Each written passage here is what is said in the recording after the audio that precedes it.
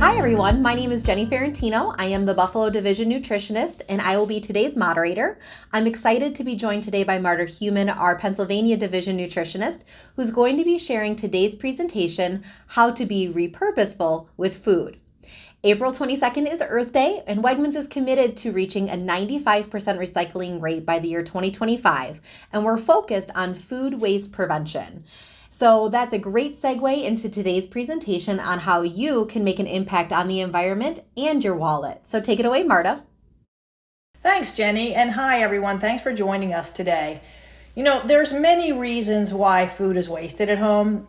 Some buy more than they need. Others don't maybe plan meals and end up throwing some away. Some don't understand date labeling on packages because it is confusing. And there's many other reasons. And I know that many of you think about not wanting to throw food away, and that's probably why you're joining this webinar, but perhaps you're not quite sure how to tackle that problem. So for the next 25 minutes, I'm going to share with you some ideas on the ways that you can repurpose your food, and that's going to help you. It's going to help your wallet, and it's also going to help the environment. So let's start with where food waste comes from. So in America, it's estimated we waste 30 to 40% of all food that is produced. And it happens all along the food chain, as you can see on this slide. It starts with 21% down at on the farms, and it goes all the way around until we get to our homes. And 37% of the food that's wasted comes from us, that we waste in our home. And that's kind of surprising, I think. And that translates into $1,800 each year that we're throwing into the bin per household. And so we really want to stop throwing so much food away, I think. So what happens to the uneaten food? Where does it go? So food waste makes up about 24% of our landfills in the U.S. And this is a problem because when it goes into the dump, it rots. And then it creates a toxic greenhouse gas called methane, which you've probably heard about coming from the cows. 4% of the U.S. greenhouse gas emissions come from food that's wasted, and then it's sent to the landfill. And that's not to mention the resources that we spend to produce that food. So 18% of all cropland use and 14% of all freshwater use is being wasted. And that is not even talking about the human capital, the labor that went into producing the food. So it really is in our best interest to try to waste less food. And that's what we're going to spend the rest of our time talking about. So steps to reduce food waste at home. I'm going to go over each one of these individually, and I'm going to start with planning ahead. So planning ahead is important for many reasons, your health being one of them, but also to reduce food waste. And taking time to think about your week, how many meals you're going to be cooking at home versus eating out. Looking in your kitchen to see what you already have on hand. Maybe asking your family, what would they like to eat? That's a really good strategy for making a plan. And it's going to really help you reduce the food waste at home.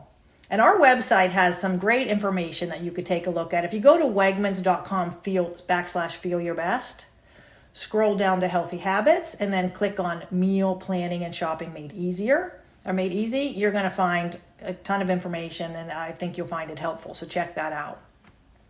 There's also an area on that page that talks about building your shopping list. So that's a good thing to do, is build a list, whether you do it electronically through our app or on the website, or you make a pen and paper list. If you do make a pen and paper list, that's what I do. I've learned to take a picture of it for all the times that I forgot it at home, and now I always have it on my phone with me. But it's really important to stick to the list that you make because those impulse buys are often what end up being thrown away because you don't have a plan for them. So sticking to the list is good. So next up, we want to be thoughtful about purchases. Buying larger packages, we don't want to buy those just because they're a better deal. Sometimes the family pack unit price is appealing, but if you can only eat half of the pack and then you're throwing the other half away, then that probably wasn't the best choice in the long run. So just take a moment and think, do I really need a 4-pound bag of potatoes? Maybe you do, but take a moment to think about it before you grab that big bag. Busting the fresh produce health halo myth. What do we mean by that? Well, fresh produce is good for us. No one can argue that. The problem is that many of us have been led to believe that it's more nutritious than frozen and canned. And that is just generally not true. Frozen and canned fruits and veggies, they are picked and processed within hours of their harvest. So their nutrition is locked in and they provide the same health benefits as the fresh. So please, we just would like you to eat more fruits and veggies and don't be weary of them being frozen and canned. If sodium is a concern for you, rinse your canned veggies or buy the no sodium added ones. And fresh foods and produce, by the way, they're the biggest contributors of food waste that coming out of our kitchen. So that's why it really makes sense to keep foods with a longer shelf life, like these frozen and canned ones on hand. I personally eat mostly frozen vegetables, especially in the winter. Multiple colors in a bag. They're already chopped up. They're convenient. They're quick. I put them in the microwave and ba-bing, ba-bang. In 2 minutes, I got vegetables on my plate. It's super easy. Next up is eat what you have on hand first. So sometimes we have a whole kitchen full of food and maybe no good ideas what to do with it or desires to eat it. So this is a great time to get out the cookbooks. You could look on Wegmans.com or our app for inspiration. And I wanted to point out a cool feature on our website because I'm not sure many are aware of it. So say you have something random in your pantry, and I took artichoke hearts as an example because I have a can of those in my pantry and I know how to make a couple things with them, but if that gets boring, what am I going to do? So type artichoke hearts into the search function, hit the enter button. The first thing that's going to come up is all the products we have that are artichoke hearts. So skip over that and then go to the recipes. Right next to that products is the recipe tab. Click on that and that's going to give you every recipe we have that has artichokes in it. In this case, it's 19. You can also type more than one ingredient. So say you have artichoke hearts and chicken. You can type both of those in there and it's going to give you every recipe we have with artichoke hearts and chicken. It's really a powerful resource. So check that out next time you have something random in your pantry. So next up we have love your leftovers, or as I call them in my house, bestovers, because in my opinion, they taste best the next day when I didn't have to cook them. So what are you going to do? It's the perfect way to repurpose your food is to having these leftovers. So I have some examples here. If you have grilled chicken, you can turn that into fajitas. You can turn it into a Caesar wrap, a burrito, a taco. I seem to like Mexican. If you have lots of eggs, maybe you used a few for a dish and now you have some left over, make them into scrambled eggs, pair it with some oatmeal and some fruit. You can hard boil them, make egg salad or put them on a green salad. You can make deviled eggs. They're delicious. What if you have some leftover plain Greek yogurt?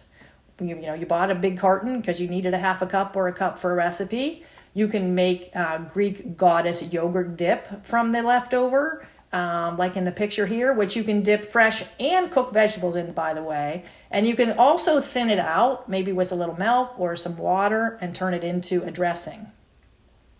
You can add yogurt to smoothies. And my favorite way to use up yogurt is to make frozen berry parfaits. I love to have that when I come home from the gym. It's a nice protein carb treat there. And what about all the leftover cooked veggies you have? You've cooked something for dinner the night before, and you have something from the night before that, and so you have these extras. So cold asparagus, broccoli, corn, green beans, beets, my personal favorite. What are you going to do with those? Well, they go great on salads. We get kind of hung up on putting tomatoes, carrots, and cucumbers on salads, but putting your cooked vegetables go great in salads, as do fruit, by the way. Fruit is wonderful on a salad. But those extra cooked vegetables, you can put them into soups. You can put them into casseroles, even if they weren't called for in the recipe, just to add them. You can never add too many vegetables to a recipe. Now, if you have some leftover quinoa, we have a recipe for a lemony dill quinoa salad, which uses up leftover quinoa.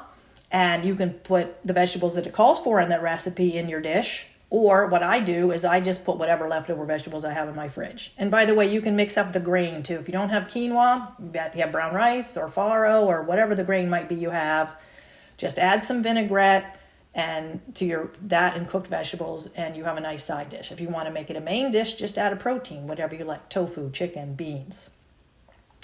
And leftover fruit, let's talk about that. So makes great smoothies. I think we all know that. You can put it on your cereal, my personal fave.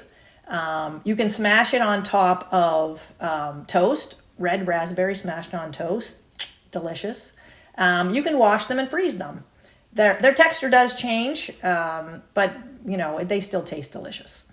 And I understand I've said a lot of things here, and it does take some thinking outside the box, and perhaps being a little more creative than you're used to in the kitchen. But once you start doing it, I promise you're going to get better at it. I wasn't so good at it when I first started in the kitchen, but it has gotten easier and easier, and I can pretty much turn anything I have in my refrigerator into a meal at this point.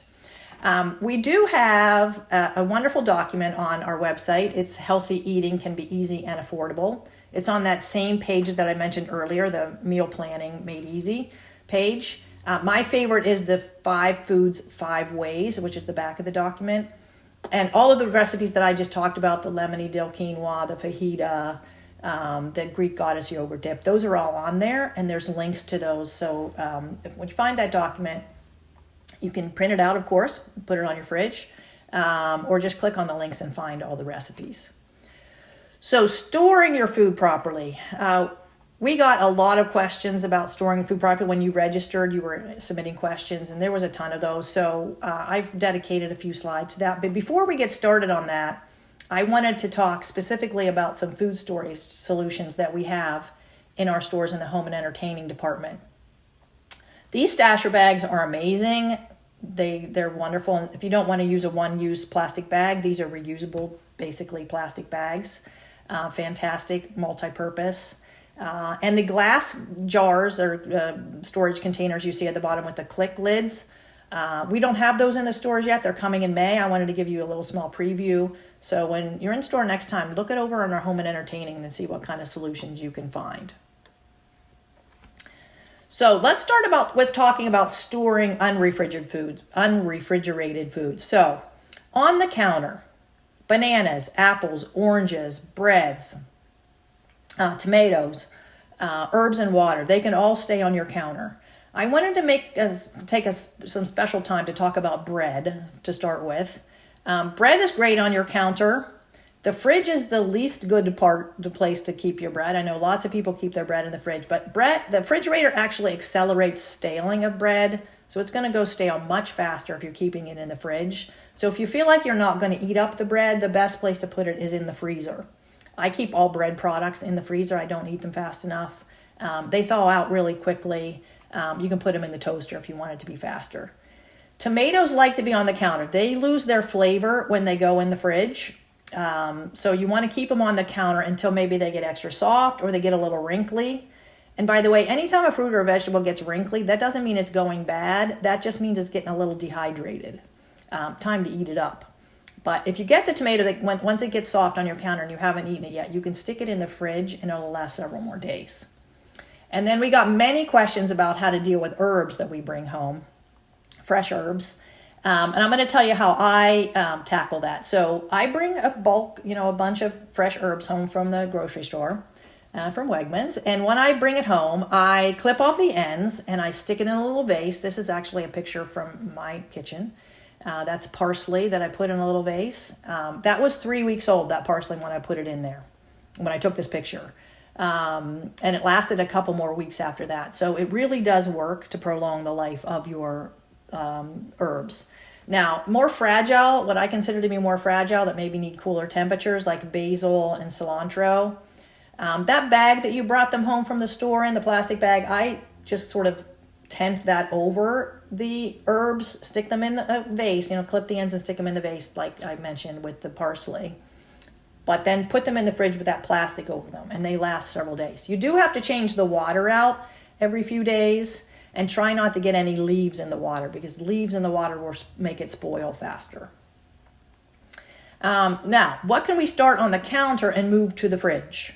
Those things that you bring home from the store that are hard, avocado, kiwi, cantaloupe, honeydew, peaches, pears, mangoes, they need some time on the counter to get softer. Sometimes you buy 4 avocados, for example, and then they're all soft on the same day. And you don't want to eat 4 avocados on one day. Maybe you just want to eat 1. So stick you eat the one and then stick the other 3 in the fridge at that stage, and they'll stay at that stage for several days. Same with all those other fruits. Once they get to the desired, you can stick them in the fridge. And things to store in a cool, dark area of your kitchen: potatoes, onions, and garlic. They don't like the refrigerator. It's too cold and a little too humid in there, so keep them in a corner in your cabinet. Next up, let's talk about storing refrigerated foods, less than 40 degrees, of course. So keep in mind where food is stored in your fridge. The door is the warmest place, so milk's probably not the best place, best item to keep there, since it's highly perishable. The thing is, though, that milk is really good at telling you when it's bad. It tastes sour and it smells sour. So until it starts smelling and tasting sour, it's really okay to eat, to drink. Eggs. Keep eggs in their carton. That's the best place for them. It's keeping them humid in the right environment that the eggs like. Let me talk about the expiration. There's an expiration date on eggs. So they can be refrigerated 3 to 5 weeks from the date that you bring them home. And that expiration date on them is probably going to expire during that time, but they're completely safe to eat during that 3 to 5 weeks time. And then once you cook them, hard boil them, they last about a week. You want to store raw meat on a plate or a tray to trap the juices that might come off of them. On the bottom shelf in the back of your refrigerator. That's where it's the warmest or the coolest. It's also best not to store, if we're talking about fruits and veggies, it's really best not to store your fruits and veggies in a sealed container, the plastic bag they came in, or any kind of other dish, because produce breathes. It's always giving off moisture, and that's going to accumulate inside the plastic bag, and that's going to make it spoil faster. Bacteria and molds love water, so the more wet a produce item, the faster it's going to spoil. So try to keep it as dry as possible.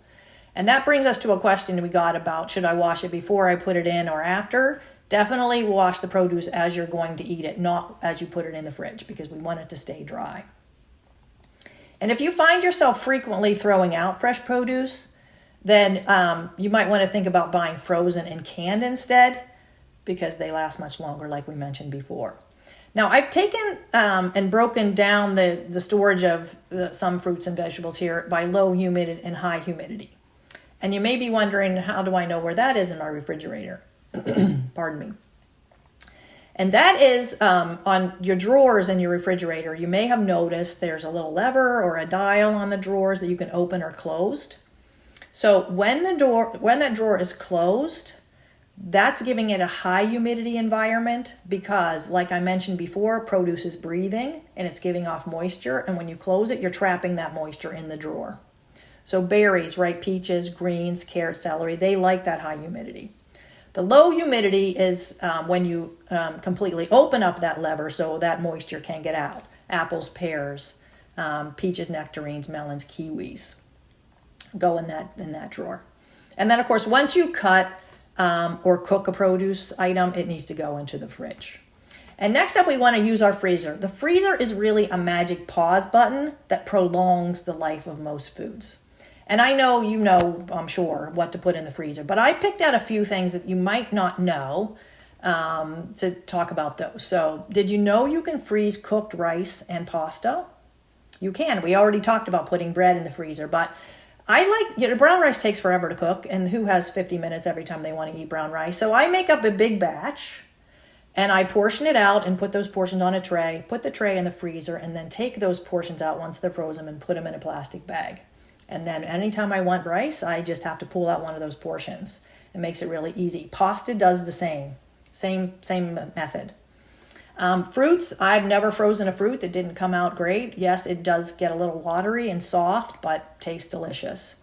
Veggies are a little trickier. There's an enzyme in veggies, and the trickier part is that different vegetables have different enzymes, and they keep working in the freezer, doing their whatever it is they do. So you have to blanch raw veggies before you put them in the freezer. And I could take up a whole 20 minutes talking about that. So I would just encourage you to do an internet search on how to blanch and freeze vegetables, because they have different times to be in the blanch water. But I want to say that onions and bell peppers I freeze all the time. I do not blanch those first. If I've got an onion growing a sprout or a bell pepper that's getting a little wrinkly, I cut it up and put it in the freezer. It's fine. Now, something that I learned doing the research for this webinar, I had no idea that you could freeze flour. This was going to be a game changer for me. So you put the flour in a sealed bag, and then you put it into the freezer, and it can stay in there for up to 2 years. Easy. Cheese. Cheese changes its consistency and texture when it's frozen. So I wouldn't thaw out cheese and then put it on a cheese board or charcuterie board. But if you're going to melt it or cook with the cheese, it'll be perfectly fine. Raw and cooked meats, of course, freeze really well. I think raw and cooked meats are more susceptible to time in the freezer. It's not a safety issue, but you don't want to keep them frozen too long because they get freezer burned and that sort of thing fairly easily. And leftovers. Oh my goodness. I love leftovers in my freezer. I got a freezer full of them. It makes it so convenient. I like to freeze my leftovers in portions, like a single portion. For me, if you have a family, you could freeze them in family portions. So then they're just easy to pop out when it's, take them to your lunch or have a meal at the evening with them, however you want to do. One thing you should remember to do, though, is date and label them as to what they are, because I pulled out a few mysteries, wasn't quite sure what they were. And dating is really important, again, not for safety, for food safety, but for the quality of them. You want to make sure you're rotating your leftovers and not leaving them in there for more than a couple months, because they're going to lose their quality after that time. And speaking of date labeling, moving on to the next slide here, understanding the date labeling, it's not standardized. It's completely voluntary, so it's all over the map with what's been put on a label. And this really makes it confusing, and it really causes people to throw away food unnecessarily. So let's go through these. So best if used by or before indicates when a product will be best of flavor and quality. It's not a safety date. The sell by tells stores how long to display the product for sale for inventory management. Not a safety date. The use by is the last date recommended for the use of a product while at peak quality. It's not a safety date, except, and this is the only time the FDA gets involved, if it's on infant formula. The use by date on infant formula is a food safety date, so pay attention to that one. And then freeze by indicates when a product should be frozen to maintain its peak quality. It's again not a safety date. So there continues to be conversations in the government, thank goodness, around making date labeling more intuitive and standard. Fingers crossed that that's going to happen. We've been waiting a long time. And we really want to say here at Wegmans that we want to help our customers understand how long a product remains safe to eat. So we're striving to provide clear guidance to our customers. We really want everybody to stay safe. And then my last slide that I have here today are some resources. This is a good time to take a print screen or a screenshot here. These I use to make the presentation, or ones that I find quite handy. As far as food safety goes, Fight Back is my favorite. The Partnership for Food Safety Education. It's so well done. It's a beautiful website. They have so much information. We got a few from the government here. This Food Keeper app, you can look up any food that you can think of, and it's going to tell you how long you can store it from that one. If you're interested in learning more about Wegmans' sustainability issues that Jenny talked about, I'm so proud of a company for all the things that they're doing to help the earth. Lots more information from that website. And there's also a little video there you can watch. And then resources preventing food waste. These are the resources that I used for the statistics and such. If you want to dive into that a little deeper and learn more, there's some of those there. And then we have from the EPA a website on composting at home. Okay, everybody have time to take a screenshot? Awesome. Okay, so thank you for being here. I really enjoyed this, and I did learn some things from doing the research myself. And I want to challenge you guys before we open up for questions. I would like you to think about one or two of the suggestions I made and see if you can implement them so you can eat more of the food in your house and put less of it in the trash. So Jenny, I'm going to send it back to you. And I do want to say something that I forgot to say, and that was about putting a paper towel or a tea towel into your salad greens, because that has been a game changer for me. I just learned that on TikTok because I'm relevant. And you just put a paper towel or a tea towel in a box of greens, in a bag of greens. You can put it around your leaf lettuce, around your head lettuce, around romaine, and it's going to prevent that moisture from spoiling your food, and it will last a lot longer. Okay. Hi, Marta. I'm here. I'm going to probably hopefully come back up on the screen here in a second. There we go. Thank you so much, Marta, for that absolutely fantastic presentation. We do have a couple of minutes left for some questions, so let's go ahead and dive into as many as we can. We did definitely get some questions about composting, so I encourage everyone to visit the EPA website that Marta referenced. It's such a huge topic that we really just do not have the time to do the topic justice in just the few minutes that we have left. So again, visit that EPA website that Marta referenced. All right, so Marta, the first question that I'm going to toss over to you while we have some time remaining is, what are some ways to use up leftover salad greens? Ooh, that's a good one. Well, you might be surprised to know that you can cook salad greens. You know how you toss spinach into a lot of different things? Well, you can do that with the other greens as well. You don't want to do it from the beginning and have it cook and cook and cook. But like if you're doing a stir fry, iceberg lettuce, watercress, romaine, they're hardier salads, hardier greens. They will go great into stir fry. Toss them in there. Think about your head lettuce or bigger leaf lettuce, making lettuce wraps. Instead of using bread, you could use the lettuce. I really like to take, when I have some greens left over, not really enough for salad, I'll take and mix them with a protein, like maybe I want to make a buffalo chicken wrap, and I'll throw a bunch of greens in there too, or a Caesar wrap, throw a bunch of greens in there. That's the kind of thing you can do. You can blend them into a smoothie. It's not just kale and spinach you can put into a smoothie. You can put those other greens in there as well. So, soups, and you can put greens into soups too. Again, I wouldn't stew it for hours. I would put them at the very end. All right, thanks, Marta. It's always a great way to have a new resource of how to use up those salad greens. Now, you mentioned that you like to pre-portion your brown rice, freeze it, and then you use it when you need it. So we had a question, how do you reheat that frozen rice or pasta if you cook it that way? Yeah, I do it differently with pasta and rice. So if it's rice, I just put it in the microwave. I put it like on a defrost setting, and it generally takes like 30 seconds. It defrosts very quickly. You can also defrost it in your fridge. Like if you know advance, like in the morning, you're going to have rice for dinner. If you put it in your fridge, it'll be mostly thawed out by the time you get home. Pasta, what I do is I put it in the microwave with some water on it. So it's almost like you're parboiling it again, but it happens really quickly. You don't have to boil it for the 10 minutes. It's just like put it in the microwave for 1 or 2 minutes and it'll be fine. It's a good question. Yeah, thank you. Next question is, we got a lot of food specific questions. So the next one that I'll toss over to you is, how do I make cucumbers last longer? Ooh, that's a good one too. They go bad really quickly, don't they? So that thing that I was mentioning about the towel or the paper towel or the tea towel around, take your cucumbers out of the bag that they come in. Even those English ones that come with their really tight plastic, take it out of there. Wash them if you want to. Just make sure you get them really dry.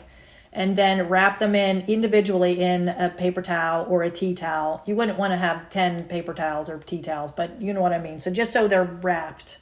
And then put them in a bag. Don't seal the bag, just loosely in a bag. And they're going to stay fresh a lot longer than they do normally. All right.